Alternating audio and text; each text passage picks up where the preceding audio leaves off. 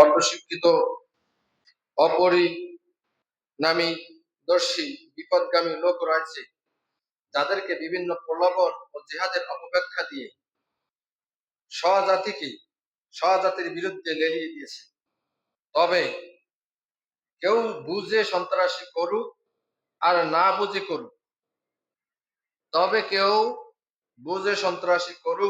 না বুঝে করুক প্রলোভনে পরে করুক আর অন্য কোনো কারণে করুক, ইসলামী আইনে সন্ত্রাসীর কোনো ক্ষমা নাই।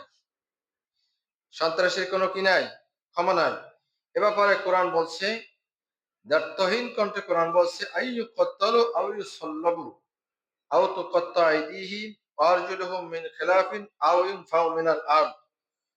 আল্লাহ বলছেন যে যারা সন্ত্রাসী কার্যক্রম করবে, সন্ত্রাসীদেরকে হত্যা করা হবে, অথবা শরীতে চড়ানো হবে, অথবা তাদের হাত পা বিপরীত দিক থেকে কেটে দেওয়া হবে, অথবা তাদেরকে জেলে কারাগারে আবদ্ধ করে রাখা হবে।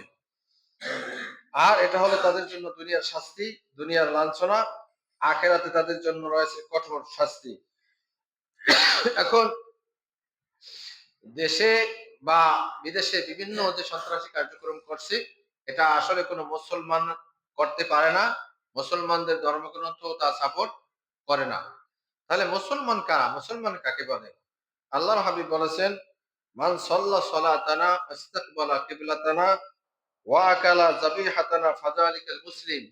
মুসলমান ওই ব্যক্তিকে বলা যায় যে আমাদের সাথে নামাজ আদায় করে, আমাদের কিবলাকে কিবলা মনে করে, আমাদের জবেহকৃত পশুর গোশত ভক্ষণ করে, ওই ব্যক্তিকে মুসলমান বলা যায়। সুতরাং যে আমাদের মতো নামাজ পড়ে, চাই জামাতে পড়ুক বা ঘরে পড়ুক, নিয়মিত পড়ুক বা অনিয়মিত পড়ুক, যদি মুসলমানদের তরিকায় কেউ নামাজ পড়ে, মুসলমানদের কিবলাকে কিবলা মনে করে, মুসলমানদের জবাই করা পশুর গোশত খায়, তাহলে তাকে মুসলমান বলতে হবে, কাফের বলা যাবে না, বরং তাকে হত্যা করাও যাবে না।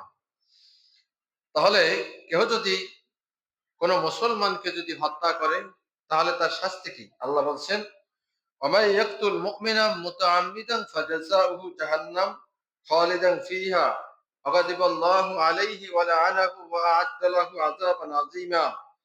মুসলমানকে হত্যা করা হলো কুফরি কাজ। আল্লাহ বলছেন, যেই ব্যক্তি কোনো মুমিনকে হত্যা করলো ইচ্ছাকৃতভাবে, ওয়ামাই ইয়াকতুল মুমিনা মুতাআম্মিদান, যেই ব্যক্তি কোনো মুমিনকে ইচ্ছাকৃতভাবে হত্যা করলো, ফাজাযাউহু জাহান্নাম, তার শাস্তি হলো জাহান্নাম, খালিদান ফিহা, সে সেখানে চিরস্থায়ীভাবে অবস্থান করবে। আগাদিবাল্লাহু, আল্লাহ তাআলা, আল্লাহর তার প্রতি ক্রোধ ও লানত, তার জন্য আল্লাহ প্রস্তুত করে রেখেছেন যন্ত্রণাদায়ক শাস্তি। আল্লাহ তাআলা তার উপর ক্রোধ রাগান্বিত আছেন, তার লানত, তিনি তার জন্য মহাশাস্তি প্রস্তুত করে রেখেছেন। আল্লাহ তাআলা অন্যত্র বলেছেন, মান কতালা নাফসাম বিগাইরি নাফসিন আও ফাসাদিন ফিল আরদি ফাকান্নামা কতালান নাস জামিআ।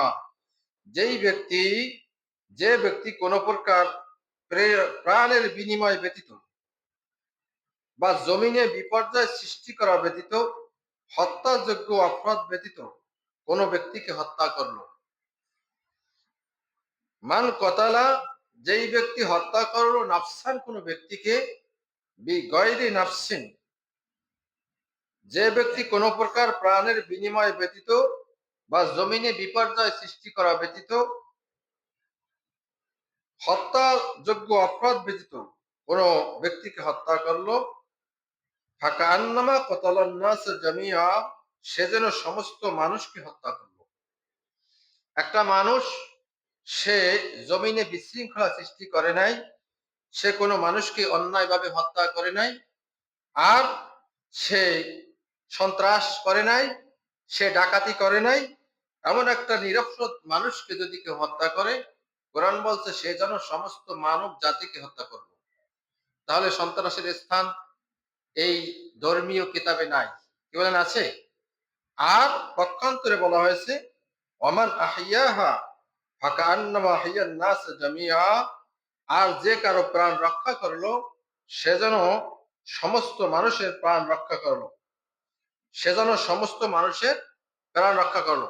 চিন্তা করে দেখেছেন, একজন মানুষকে নিরপরাধ মানুষকে হত্যা করলো, যদি কোনো ব্যক্তি একজন নিরপরাধ মানুষকে হত্যা করে, সে যেন সমস্ত মানব জাতিকে হত্যা করলো। আর যে মানুষের প্রাণ বাঁচালো, সে যেন সমস্ত মানুষের প্রাণকে বাঁচাই দিল। মুসলমানকে গালি দেওয়া পাপ, ফাসিকি, এবং মুসলমানকে হত্যা করা কুফরি। আজকে আমরা দেখতে পাই মানুষ মানুষকে যেভাবে হত্যা করছে, এর এর শাস্তি দুনিয়াতেও হতে পারে, আর আখেরাতেও আছি। কি বলেন, আছে না? আছি, অবশ্যই আছি। আল্লাহর হাবিবের একটা বাণী আছে, মান কতালা জিম্মিয়ান ফাআনা হাজিজুহু ইয়াউমাল কিয়ামা। যে ব্যক্তি কোনো অমুসলিম নাগরিককে হত্যা করবে, কিয়ামতের দিন আমি তার বিরুদ্ধে ফরিয়াদি হব। অর্থাৎ কোনো অমুসলিম নাগরিককেও যদি কেউ হত্যা করে, তাহলেও আল্লাহর হাবিব তার বিরুদ্ধে অবস্থান নেবেন। হাদিস শরীফে আরো আছে, আল মুসলিমু মান সালিম আল মুসলিমুনা মিন লিসানিহি ওয়া ইয়াদি। আল্লাহর হাবিব বলেছেন, প্রকৃত মুসলমান সেই ব্যক্তি যার জবান ও হাত হতে অপর মুসলমান নিরাপদে থাকে। যার জবান ও হাত হতে অপর মুসলমান কি নিরাপদে থাকে। আর প্রকৃত মুমিন সেই ব্যক্তি যার পক্ষ হতে মানুষ তাদের জানমালের নিরাপত্তায় লাভ করে। এই জন্য জেনাকারী পূর্ণ মুমিন থাকা অবস্থায় জেনায় লিপ্ত হতে পারে না। এভাবে শরাবখোর পূর্ণ মুমিন থাকা অবস্থায় শরাব পান করতে পারে না। এভাবে কোনো ব্যক্তি পূর্ণ মুমিন থাকা অবস্থায় জনসম্মুখে ডাকাতি, দিবালোকে ডাকাতিও করতে পারে না। অর্থাৎ এই কাজগুলি কোনো অবস্থায় কোনো মুমিনের জন্য বাঞ্ছনীয় নয়। অতএব যারা এ ধরনের কর্মকাণ্ডে লিপ্ত, তাদেরকে আমরা কাফের না বললেও তারা যে পূর্ণাঙ্গ মুমিন নয়, এতে কোনো সন্দেহ নাই। অতএব ইসলামে জঙ্গিবাদ, আসলে জঙ্গিবাদের কোনো স্থান নাই। যারা এভাবে সন্ত্রাস করছে, জমিনে বিপর্যয় সৃষ্টি করছে, মানুষকে জিম্মি করছে, দখলবাজি করছে, মানুষ হত্যা করছে, এরা আসলে ইসলামের এদের কোনো সাপোর্ট নাই। এটা কোরআন দ্বারা স্বীকৃত। যারা করছে এরা হয়তো ইহুদি খ্রিস্টানদের কোনো দোসর সেজে মুসলমানদেরকে কলঙ্কিত করার জন্যই তারা মাঠে নেমেছে। মূলত মুসলমানদের এরকম ধরনের কোনো সাপোর্ট তাদের ধর্মীয় গ্রন্থ বা ইসলামের শরীয়ত তাদেরকে দেয় নাই।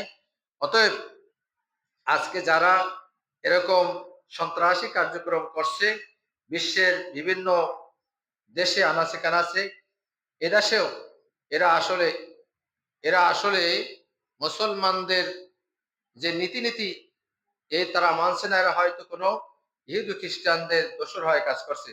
আল্লাহ তাআলা যেন আমাদেরকে নিজেদেরকে এই সন্ত্রাসী কার্যক্রম থেকে, ডাকাতি, খুন খারাপি, মানুষকে জিম্মি করা, দখলবাজি করা, সব কিছু থেকে যেন আল্লাহ তাআলা আমাদেরকে রক্ষা করেন।